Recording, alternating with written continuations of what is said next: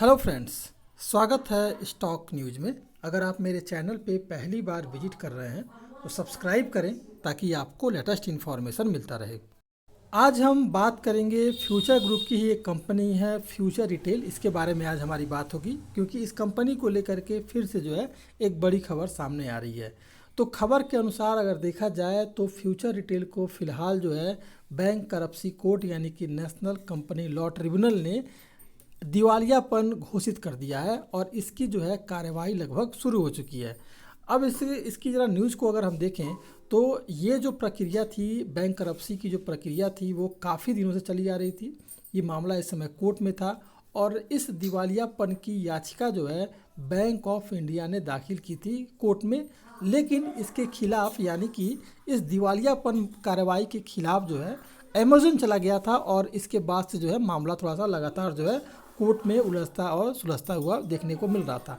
लेकिन अब जो है पूरी तरह से मामला जो है क्लियर हो गया है कि सुनवाई के दौरान अगर देखा जाए तो नेशनल कंपनी लॉ ट्रिब्यूनल ने फ्यूचर रिटेल लिमिटेड को दिवालिया घोषित करने की याचिका को स्वीकार कर लिया है। और ये जो दिवालिया घोषित करने की याचिका थी, जैसा कि मैंने पहले बताया कि बैंक ऑफ इंडिया ने ये याचिका डाली थी। इसके अलावा जो है कंपनी के अंतरिम समाधान के लिए यानी कि फ्यूचर रिटेल की संपत्ति को बेच करके और इसका जो पैसा है यानी कि बैंक ऑफ इंडिया का जो भी पैसा है उसका भुगतान करने के लिए जो है ये पूरी प्रक्रिया शुरू करने के लिए कोर्ट ने एक अधिकारी की भी नियुक्ति कर दी है। अगर देखा जाए तो फिलहाल कोर्ट ने अमेज़न की याचिका को खारिज कर दिया है क्योंकि अमेज़न एक पार्टी था और वो चाह रहा था कि बैंक करप्सी यानी कि दिवालियापन की जो कार्रवाई है जो कि फ्यूचर रिटेल के खिलाफ ना हो, ताकि जो है फ्यूचर रिटेल जो है अमेज़न के पास चला है। लेकिन ऐसा हुआ नहीं और अमेज़न की मांग को जो है फ्यूचर रिटेल को दिवालिया घोषित करने की जो प्रक्रिया थी वो लगभग पूरी हो चुकी है।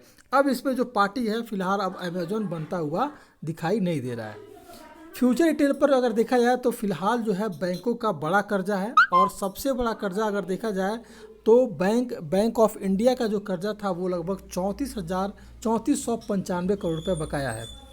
इसके लिए बैंक ऑफ इंडिया ने कहा था कि इससे भी ज़्यादा पैसा था, लेकिन बैंक ऑफ इंडिया ने एक अनुमानित लागत जो है वो कहा कि आप जो है 3495 करोड़ रुपए जमा कीजिए और उसके बाद से आप अपने बकाया से जो है निपटारा करा सकते हैं।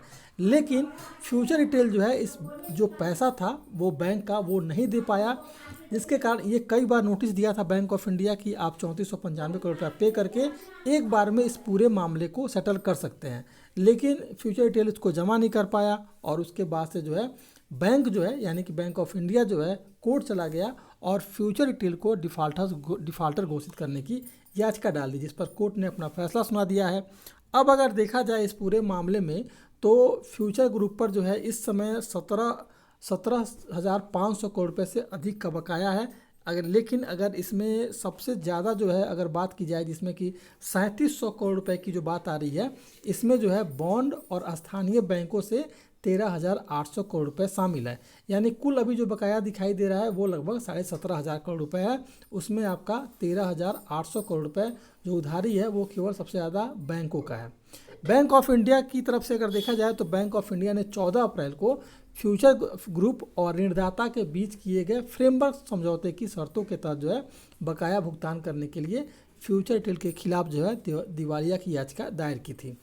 हालांकि ई कॉमर्स कंपनी यानी कि अमेज़न ने इस दिवाला समाधान याचिका को इस तर्क के साथ खारिज करने की मांग की थी कि ऋणदाता द्वारा दायर याचिका कंपनी और उनके प्रमोटर यानी कि किशोर बियानी और के साथ जो है इन्होंने मिल करके एक दुर्भावना और मिलीभगत से जो है इस तरह का पूरा प्रक्रिया ये अपना रहे हैं। अमेज़न ने ट्रिब्यूनल से धोखाधड़ी और दुर्भावनापूर्ण इरादों की जांच करने का निर्देश देने और बैंकों और एफआरएल यानी कि फ्यूचर रिटेल पर दोनों पर जुर्माना लगाने की मांग की थी। हालांकि ये पूरी मांग खारिज की गई और अब जो है पूरा मामला आ गया है आपके पास बैंक ऑफ इंडिया के पास। अप्रैल में अगर देखा जाए तो अप्रैल के महीने की बात अगर की जाए तो स्टॉक एक्सचेंज को अपनी जो है नियामक फाइलिंग में एफआरएल ने कहा कि 69% जो है ऋणदाताओं ने योजना के खिलाफ मतदान किया, जबकि 30% ने इसका समर्थन किया। फ्यूचर लाइफस्टाइल फैशन के 83% सुरक्षित लेनदारों समूह की दूसरी सबसे बड़ी सूचीबद्ध संस्था ने भी रिलायंस की प्रस्तावित बिक्री को अस्वीकार कर दिया था। अगर अब तक जो है ये पूरा मामला, अगर पूरा स्टोर अगर रिलायंस के पास जाता तो शायद इतना बड़ा जो है ये खींचतान पूरा मामला नहीं होता। 2022 की अगर बात की जाएगी तो 2020 में फ्यूचर ग्रुप ने अपनी 2 दर्जन सूचीबद्ध और गैर सूचीबद्ध कंपनियों को गठबंधन करने और उनके जो है रिलायंस रिटेल को लगभग 25,000 करोड़ रुपए में बेचने के लिए पूरा सौदा कर लिया था, ताकि जो भी कर्जा है फ्यूचर ग्रुप पर उसको जो है पूरा किया जा सके। लेकिन रिलायंस के साथ ये समझौता टूट गया क्योंकि कई सारे इसमें पेच फंसे और उसके बाद जो है पूरा मामला अब कोर्ट में चला गया है।